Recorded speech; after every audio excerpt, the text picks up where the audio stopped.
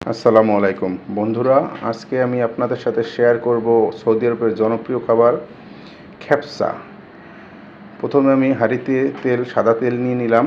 তেল গরম হয়ে যাওয়ার পরে আমি দিয়ে দিলাম কিছু পরিমাণ পেঁয়াজ, এটা একটু বেরেস্তা করে। এরপরে বাদবাকি আরও কিছু পেঁয়াজ দিয়ে দিলাম। পেঁয়াজটা নরম হয়ে আসবে। নরম হয়ে আসার পরে এখানে আমি দিয়ে দিলাম এলাচি, দারচিনি, কয়েকটি লবঙ্গ এবং তেজপাতা, দিয়ে দিলাম জয়ত্রী। এরপরে আদা বাটা, রসুন বাটা দিয়ে এটাকে একটু কষিয়ে নেব। নেওয়ার পরে এখানে দিলাম ধনিয়ার গুঁড়া, জিরার গুঁড়া, গোলমরিচের গুঁড়া, চিলি ফ্লেক্স এবং সামান্য লাল মরিচের গুঁড়া। ঝালটা আপনারা আপনাদের পছন্দ মতো দিয়ে দিতে পারেন। আমি একটু ঝাল খাই, এই জন্য ঝালটা দিলাম। এরপরে দিয়ে দিলাম টমেটো পেস্টটা আমি ব্লেন্ড করে নিয়েছি। এরপরে এটা আমি ভালোভাবে নেড়ে চেড়ে এটা কষিয়ে নিলাম। এরপরে দিয়ে দিলাম স্বাদ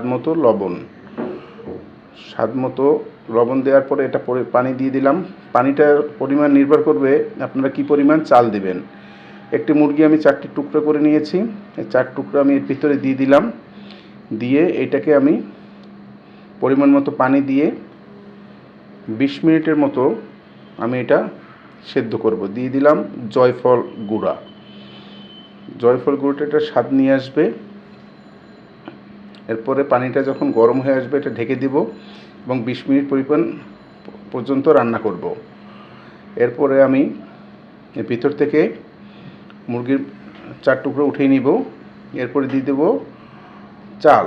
আমি এখানে বাসমতি চাল নিয়েছি। বাসমতি চালটাই খ্যাপসাটা ভালো হয়। এরপরে এটা আমি নেড়ে ঢেকে দিব। পানি আপনারা কম হলে পরে বাড়িয়ে নিতে পারবেন, প্রয়োজন আপনারা গরম পানি ব্যবহার করবেন। এরপরে আমার হয়ে গেল রাইসটা। আমি এখানে সামান্য পরিমাণ কালার দিয়ে দিলাম, অরেঞ্জ কালার। এটা খাবারের সৌন্দর্যের জন্য ভালো লাগবে। আমি এটা পরবর্তীতে উঠিয়ে নেব সার্ভিং করার সময়। এরপরে এটা সুন্দর করে আবার ভাপে দিয়ে দেব।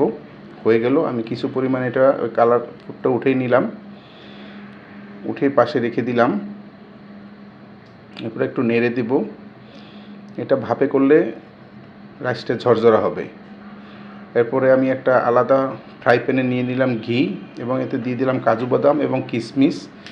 এটা আলতো জালে ভেজে নিতে হবে। এরপরে আমি ভেজে নিলাম মাংসের টুকরো ভেজে নেওয়ার পরে লাল লাল হয়ে গেলে আমি এটা উঠিয়ে নেব।